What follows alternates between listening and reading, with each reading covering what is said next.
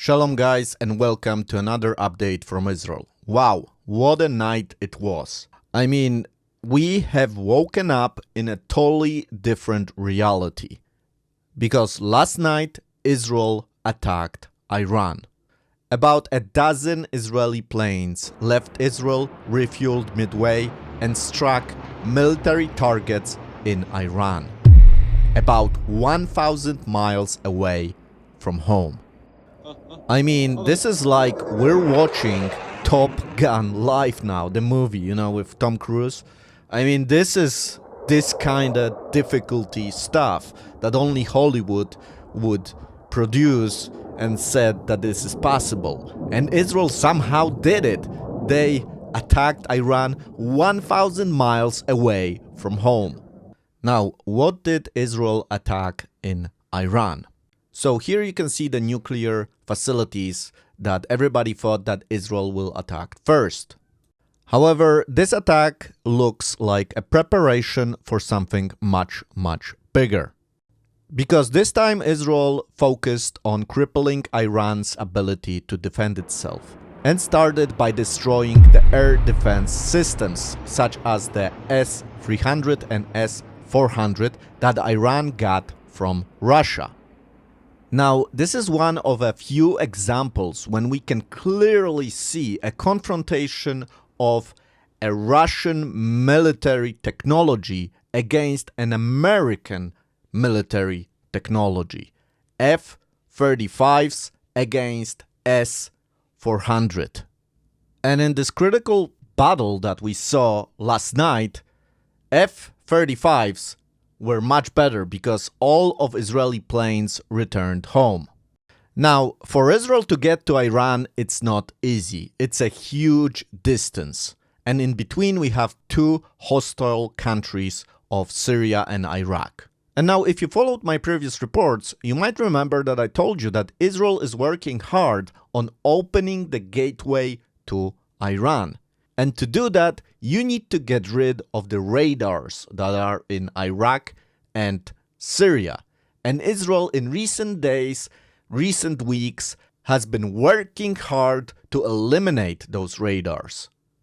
And because of this, yesterday Israel was capable of attacking the capital of Iran, Tehran. But again, the main focus was not on the nuclear facilities. That will come. But first, Israel targeted the air defense systems that we spoke about and also rocket production within Iran.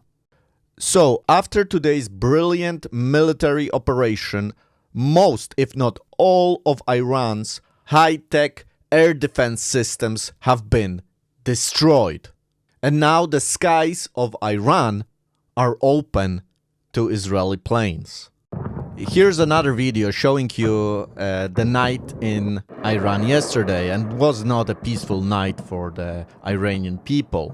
It was loud. I mean, the air defense system tried to stop the Israeli planes, but they couldn't, and most of it, as we said, was destroyed by the planes.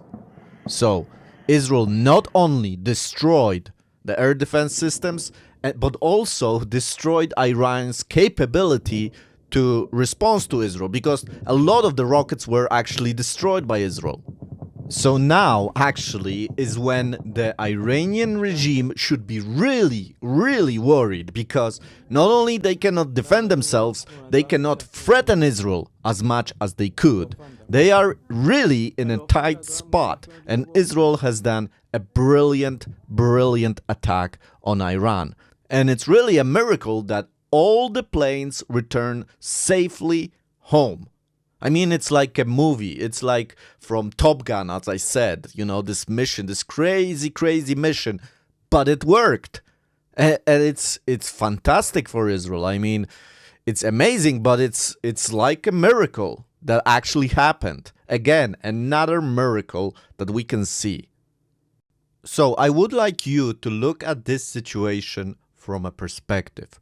We started this war from Gaza and Judea and Samaria, fighting Hamas. Then it was Lebanon and Hezbollah, which Israel is still in fighting both in Gaza and in Lebanon, but Israel is winning. Then Israel started destroying the radars in Syria and in Iraq. And now we have Iran, who has a lot of equipment that is coming from Russia. And of course, for Israel, the main threat was always Iran. But to get to Iran, you needed to get rid of the proxies, such as Hamas and Hezbollah. But if that wasn't enough of problems in the region, we also had tensions growing between Turkey and Iraq. There was an attack in Turkey, people were killed, and Turkey decided that the responsible for this attack are the Kurds, so they attack with their planes the northern Iraq, which has a big Kurdish population. And finally, I want to say a few words about the BRICS conference that just finished. It was organized by nobody else than Putin in Kazan. And I think the West isn't talking enough about this, but there is a huge coalition which is forming. And the fact that, the West says that Putin, nobody wants him, he is isolated. Look, all those leaders from China, from India, from Iran, from Turkey came to Russia. This means something. And of course, the idea of the summit is not against Israel. Israel has, with some of the countries, very good relations. For example, with India. And, with China, Israel doesn't have any real conflicts. Although China has become very interested in a coalition between Saudi Arabia and Iran, two big players in the Middle East. Why? Because they are interested in building a new trade route to Europe, going through the Middle East. And this new route, trade route, would be like the old Silk Road of the past that would go to Europe and, of course, Africa. And if you look at this map, the country that is in the way is Israel. Now, don't get me wrong. I'm not saying that Iran and Saudi Arabia are now friends, because they are not. They are actually a different type of Islam.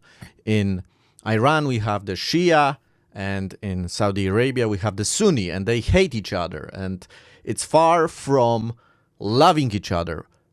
But their leaders are meeting in Kazan. They are joining the same organizations. Something is cooking, something is happening, and we need to see beyond what the news are telling us. And if we look at this from the big picture, we see how it all falls into a giant coalition. And Israel will be left alone among this giant coalition. So guys, thank you for listening. I hope this report was interesting for you. We are living in extraordinary times, which require of us a lot of faith and trust in God, the God of Israel.